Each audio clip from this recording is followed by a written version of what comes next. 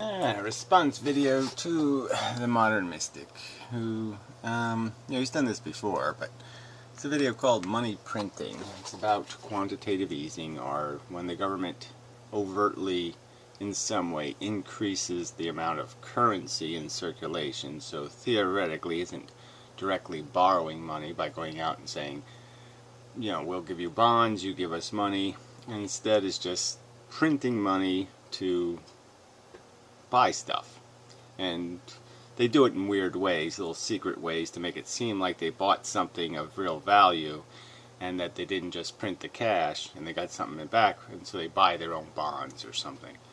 And his argument is that the economists have deduced, the ones that matter, that this is not an inflationary activity, that you can print more cash and there's no inflationary consequence.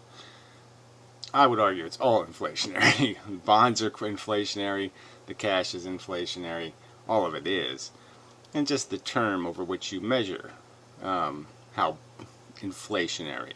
So you could argue that everything is a build-up. Okay, it wasn't just what they did in 1928 or 1929 that caused the 29 crash.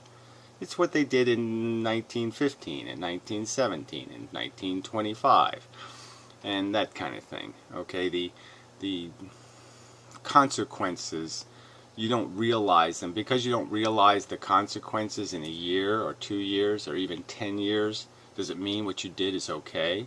Like if I murder somebody and don't get caught for 20 years, does it mean it wasn't a crime for 20 years? Or that somehow the person wasn't really dead? Of course they were. And being caught doesn't matter. That's irrelevant. So when you get caught, okay, for borrowing, that's all we're talking about here. It's over the what term. So I could argue that some inflation is created over a 70-year term or an 80-year term. And some inflation is created the day before the money goes down in value. It just kind of depends on the conditions and what inflation how you're absorbing the inflation. It's never so direct, so obvious.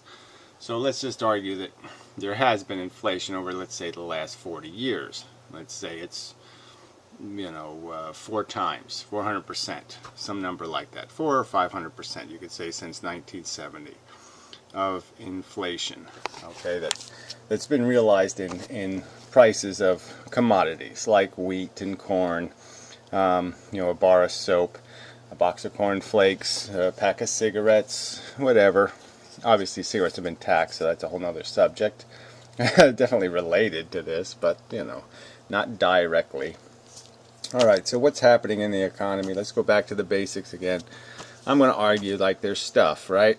So our economy produces stuff. It produces houses, let's see, it produces foods, land, that's usable, buildings, you can go down the list here, industry, and then all the products the industry creates, all the cars made, all the stuff. And so, and then there's this stuff called cash, which is the money used to transact stuff. It doesn't really represent all the stuff, but in a way it does. It's what everything has to be reduced to. But how you get from the stuff to the cash is through all these IOU things, all these different instruments. So you got stocks and different contracts, let's just say, different kinds of contracts on stuff. So they're as good as cash, a bond or stock, in the short term, but they don't have the same directness of cash, in terms of they're not cash. You can't pay taxes with this stuff. You can pay taxes with this stuff. So cash is important because you pay taxes with it. So I guess that's its only real holdout, is that it has to be used to pay taxes. So people have to have some of it. You have to have some of this cash stuff to pay your taxes. You have to convert some of this stuff into this stuff to pay taxes. So it always keeps this stuff valuable. People want to hold it. But all this stuff is illusionary value, right? I mean, we could say that a stock, only has value in a working economy. So as soon as the engine stalls, the stock price will crash. And the real value of its connection to stuff is, 1/2 or 1/4 or 1/10 or 1/100th. All right, it's penny on the dollar. So when you own a stock, you own a penny on the real dollar value of this stuff. So you own a contract that's paying off very well a year, as long as the economy's running, but the real asset value is garbage. So this is where the inflation really is, you could argue. All the inflation over the years is really built up in here. So as you're creating inflation, stock prices will go up. So what basically happens is, if the government buys, it's like when the government buys its bonds. If the government prints more, let's say it's got 6 trillion of this stuff in circulation now. I don't know what the real number is, and let's say 10 years ago it was 3.5 trillion. So there's been a pretty large increase in the amount of cash in the economy. There's also been an increase in the number of people in the society. And that's where cash gets a little funky. Because what basically controls inflation is the ratio of cash, this 6 trillion number, to the number of participants in the economy. Because that's what makes this cash have demand value. Again, it's this paying taxes thing that keeps cash valuable. Cash is just like any of these other contract papers, except it has this special, you can only pay taxes in this crap value. Alright, so how to explain this inflation versus deflation. Alright, so say you have you've just gotten a bunch of money, $1 million. So you got $1 million. Where do you put it? What do you do with it? So do you buy a commodity like gold? Well, that's way overpriced, you got to figure, right? Everybody's bought that shit and it's way expensive. Or you can buy corn, or you could buy another commodity, or oil, or you could buy stock, right? And what's paying off right now are these stocks, because the market's been going up. And this is the weird thing, right? As the value goes up in the stock market of the commodity price, somehow that's good because now you're richer, because you own something of higher value. Even though technically it doesn't seem right, because now the value has gone up, so that's inflation. So it's like reverse inflation, because you possess it, so you want the price to go up. But it's this old whatever goes up must come down kind of thing. But anyway, so say you got this money and you're saying, where do I put this to gain the most? So if the economy keeps running, the stock thing looks pretty good because it's going up. And so in 10 years you can expect a nice bulky increase. And oil, well, that's kind of flunky, right? It's 1 minute it's $25 a barrel. Well, not lately. And the next minute it's 125. So, and then these commodities are doing this 500% thing. They're doing this slow, gradual increase. All the food commodities and stuff. So the real point is, though, is as somebody playing the stuff market. So this is the stuff market, right?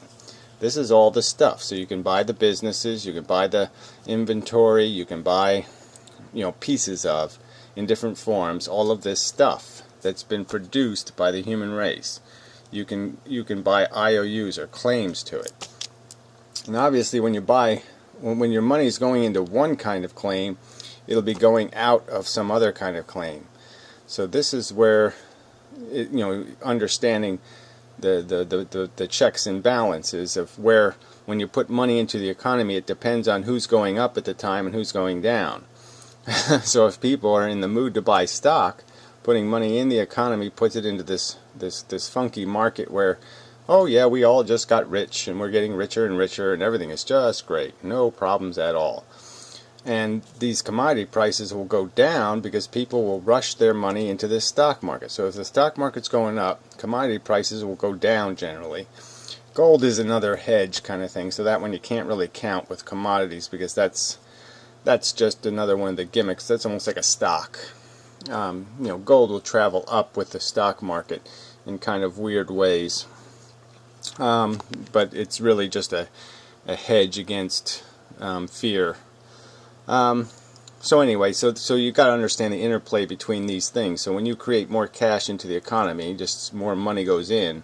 If it goes into the stock market, that'll be deflationary in the short run, because money will come out of commodities like oil and corn, and so those items will get cheaper because there'll be less bidders on the assets. So the stuff assets will go down in price because all the bidders are going into the stock market and bidding it up, because that's where they're all pretending they're getting richer. But the reverse is just as easily happens. And so if the reverse happens in 7 years, let's say, or 5 years, or whatever the time frame is, the term of this creation, the real inflation will be felt when it hits these commodity markets. So when these stocks start falling, and falling in some kind of hard, oh, they're never going to come back kind of way, all right, the money's going to fly into these harder assets. And that's when inflation, the inflation from your injection of cash, that's when the inflation will be realized, is when the commodity price, when the stock price, the fake money, these IOUs, these whatever perceptions of value bullshit, when that money goes into the commodity market. So when people aren't buying bonds now. The bonds the government prints aren't worth anything. Nobody would buy these crappy U.S. bonds because they have no real value. I mean, there's no way the government can ever pay this shit back, and the interest rates are crap.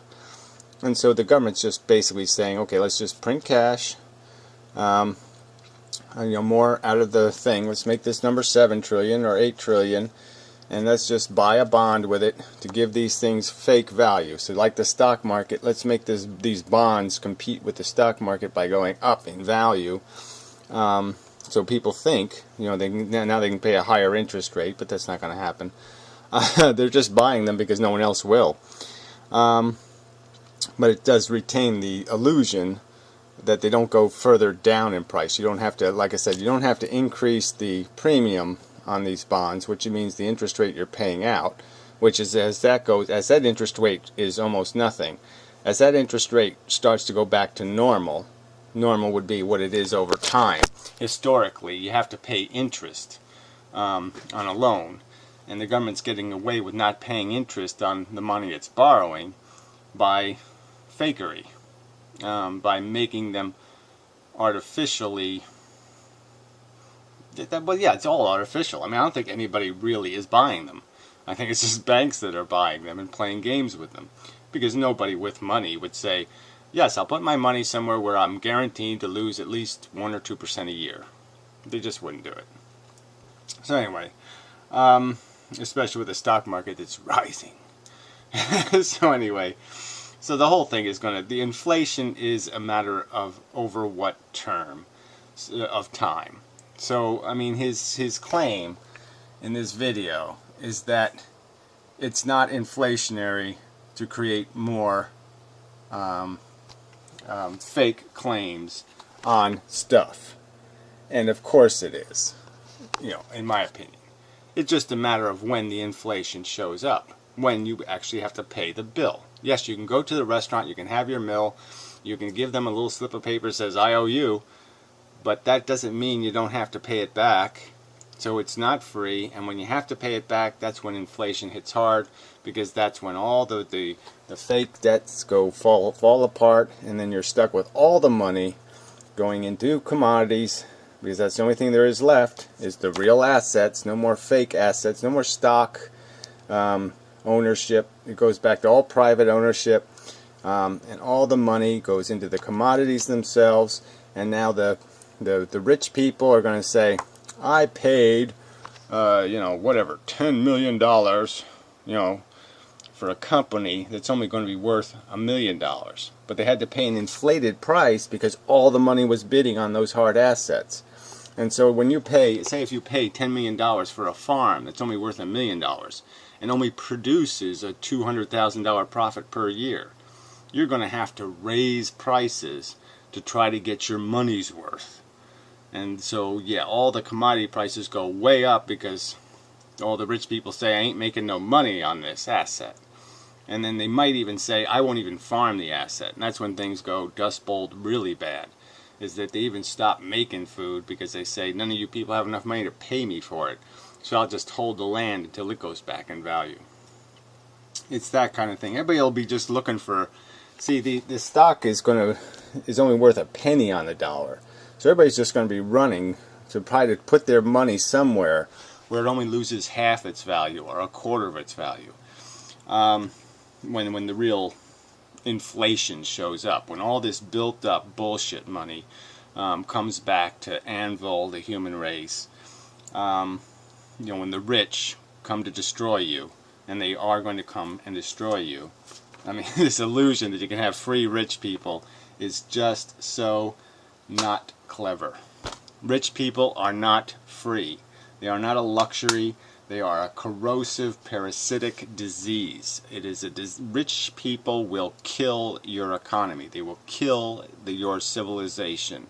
They probably killed Rome. They probably killed everybody who ever died in history. Was probably in one way or another killed by a rich motherfucking owning cunt, especially one owning stock. Yeah.